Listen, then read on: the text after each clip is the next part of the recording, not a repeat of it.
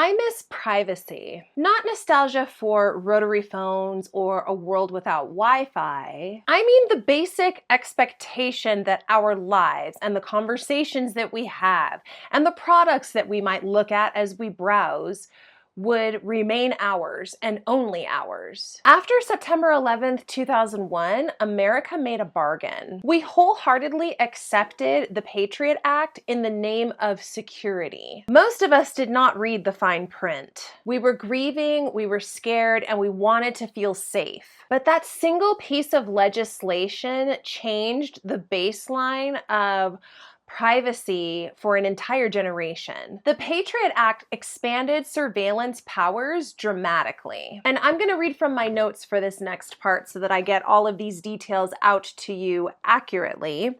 Section 215 of the Patriot Act, titled Business Records, lets the FBI and NSA collect any tangible thing relevant to a terrorism investigation. So this includes phone metadata, library records, hotel bills, all without a traditional warrant. This became the legal foundation for the NSA's bulk phone metadata program revealed by Edward Snowden in 2013. National Security Letters, or NSLs. With NSLs, the FBI could demand customer records from banks, internet providers, and phone companies with no court approval. Recipients were gagged from even disclosing the request, so most targets never even knew that they were being watched. Roving wiretaps.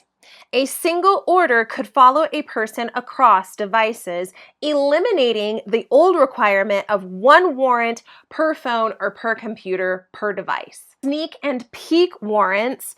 Agents could enter a home or office, search, and leave without immediately informing the occupant. What was initially framed as being temporary became permanent. Later reforms trimmed some edges, but the infrastructure and the mindset still remain. 2 decades later, and it's not just government agencies. Most of us carry tracking devices in our pockets. Smartphones log our locations and habits. Smart speakers listen for commands and collect data. Social media trades our attention for detailed profiles that get sold to advertisers. We volunteered for a surveillance society because convenience felt harmless. But the plot twist is that the Patriot Act did not just empower government spying. It helped create an entire commercial surveillance economy. In the post-9/11 world, federal agencies began purchasing huge commercial data sets, travel records, financial transactions, and geolocation data to supplement their own surveillance.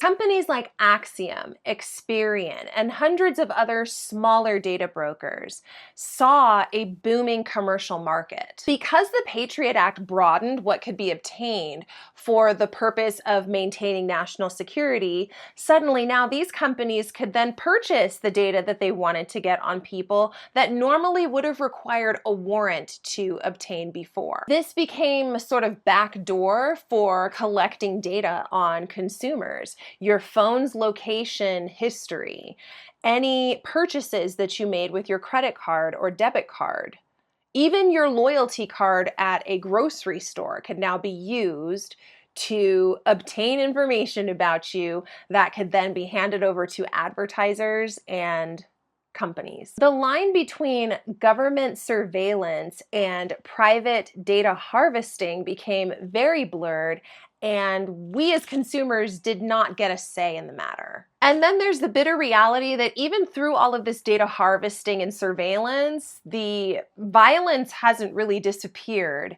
and the threat of terrorism hasn't really gone down. Mass shootings occur so frequently now that they barely leave the news cycle before another story of some sort of public violence pops back up again. Air travel still faces security breaches all the time.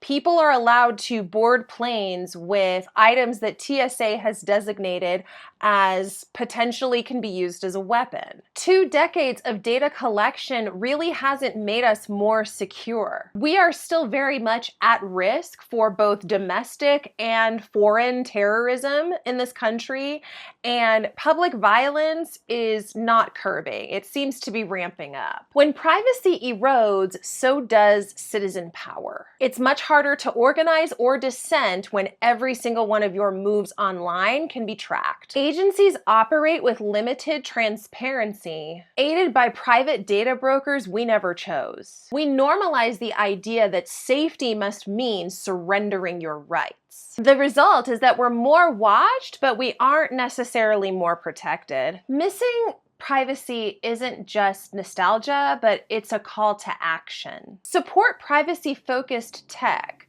such as encrypted messenger apps or browsers that block trackers. Stay politically engaged by pushing lawmakers to revisit surveillance agencies and question the level of application that they have. Stay politically engaged by demanding that politicians and lawmakers visit some of these surveilling bodies and demand accountability. Practice personal digital hygiene by using strong passwords, not repeating passwords across accounts. Also, minimize your data sharing and be cautious about the types of things that you post. In the battle for maintaining privacy, small acts do matter. They serve to remind governments and corporations that consent still belongs with us, the people. I miss privacy because I miss freedom. The freedom to speak, to act however you choose, and have that not be surveilled and cataloged for later. I also don't believe that security and liberty are opposites.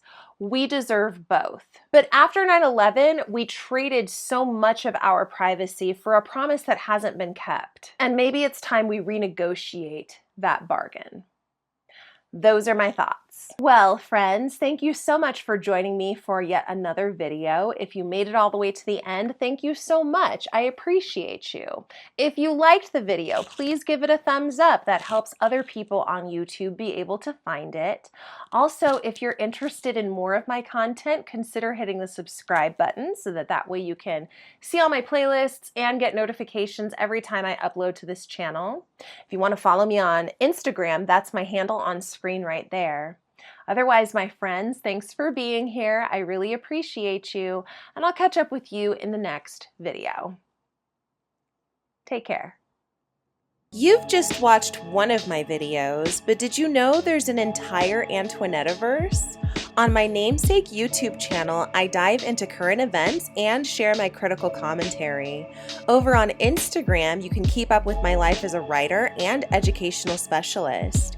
On the Write Life blog, I explore how reading, writing, and emotional expression help us to grow. And on my Substack, I publish personal essays and sometimes share sneak peeks from my upcoming book.